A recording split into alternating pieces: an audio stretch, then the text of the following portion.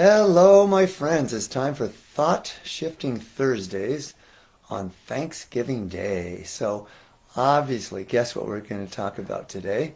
Giving thanks, of course, but I really want to talk about gratitude, not only giving thanks for our blessings, but I want to talk about something that I call radical gratitude, which is being grateful for even the challenges in life, recognizing from a larger perspective, a larger picture.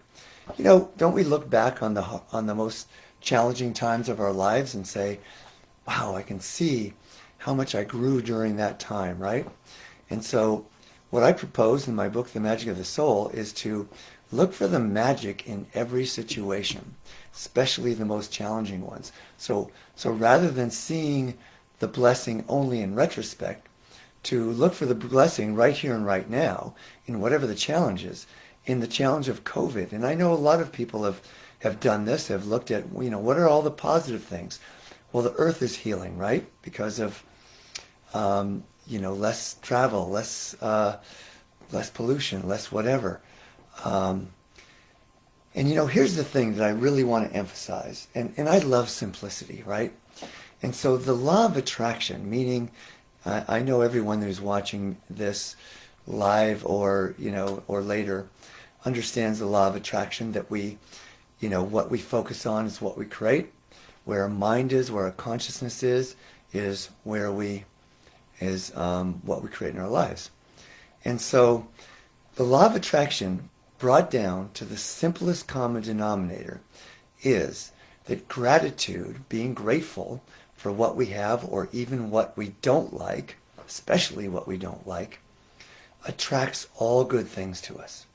Resistance or dissatisfaction repels all that we want, all good things. So look, think about this.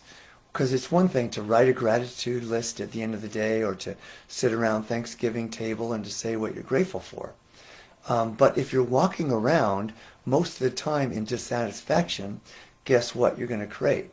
More things to be dissatisfied with, right? So the practice then becomes is being grateful consistently as much as possible. So what percentage of the time, I'm going to give you a moment to think about this, what percentage of an average day over the last 30 days are you feeling grateful throughout the day compared to feeling dissatisfaction? Give you a moment to think about that. If it's hard to come up with an average, just look at yesterday. Day before Thanksgiving, what percentage of the time in the day were you feeling grateful, feeling uplifted, feeling good, compared to dissatisfied with whatever? Our electricity went off in the middle of a Zoom meeting yesterday. Just pulled out my phone and went to it. I didn't get aggravated. I could have, right? Then I would have been in dissatisfaction. So when these little things that come up, or even big things that we're dissatisfied about, how can we simply shift that? In that moment, we can do one of two things. Think about what I am grateful for. What's coming to mind is that great song by Cat Stevens. I don't remember, if I ever lose my arms, I won't have to something anymore. I forget the exact lyric. If I lose my legs, I won't have to walk anymore. If I lose my teeth, I won't have to smile anymore. That's kind of radical. That's radical gratitude, right? But it could be as simple as the electricity went off. I'm grateful that I have electricity to go off, right? Somebody yesterday said, my wife who just joined us said, "Damn, I hate it when that garage door doesn't open." And I said, "I'm thankful that I have a garage door, right?" And look, there are times when I forget this and I go into aggravation too or dissatisfaction. But I was having a prayer session with my prayer partner yesterday, Reverend Stephen Rambo, and oftentimes we'll do this. We'll just recognize, man, our lives are going so well. Why would we need to pray for things to go better? Everything's perfect just the way it is.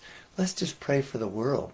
Let's pray for other people who aren't experiencing such joy, because there's the acknowledgement, the understanding that we wouldn't be experiencing such such joy and fulfillment in our lives if there weren't times when our lives were looking like, a mess, that we were finding the gratitude in those situations.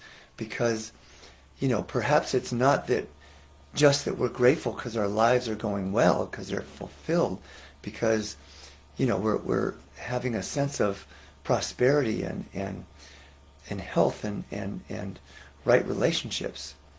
Perhaps it's the other way around, that we are experiencing all these things because we're approaching life from a place of gratitude. So that's what I want to leave you with today. And I also want to just briefly mention that if you didn't know this, that Thanksgiving is a day of mourning for many, many Native Americans, because, the mythology around Thanksgiving, that the pilgrims were, that the natives actually helped that they came together with the pilgrims and had this wonderful feast. Well, the truth is that the pilgrims in the Northeast actually helped the settlers to survive that first winter. But then later is when the genocide started, when the natives' land was stolen, when they were given blankets with smallpox to kill them so that they could take their land. So, and we could go on and on and on about all of the atrocities that were happening. And let's make no mistake about it. It was genocide. There's no other word for it. So as we're giving thanks for all the blessings that we have, let's also pray and see if there's something in right action that we have to do to right this wrong. We donate a portion of our income that comes in for our ceremonies to Pine Ridge Reservation, which is the poorest reservation in the land. So let's share. We've got to get to a place. Part of our prayer yesterday, in fact, was not only knowing that people can find it in their hearts to be grateful, but that people who have a great deal of resources can share with the people that don't. That's the only way, this planet is going to really work.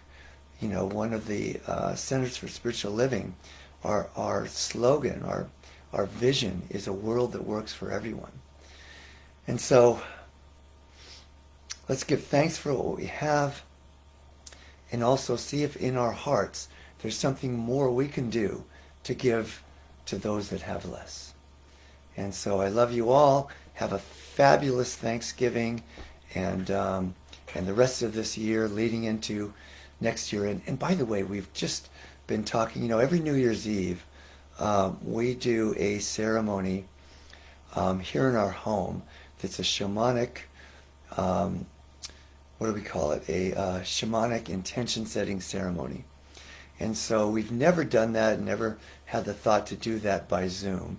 But because of COVID, we're going to do that by Zoom. We're going to have to modify it a great deal. But those of you who have participated in that before, and many others who normally can't come here because of logistical reasons, will be able to participate by Zoom. So more of that to come. You'll see it on our Facebook. And I'd love to hear if you have any questions or any comments that you can put in the Facebook feed or any of the social media that we post this to. And I'd love to hear what you're grateful for. And even more than that, if there's something in your heart that you like to pledge to do, to bring love and grace to those that have less. All right, love you, my friends, and we'll talk to you again next week. Thought Shifting Thursdays, noon on Thursdays. Take care.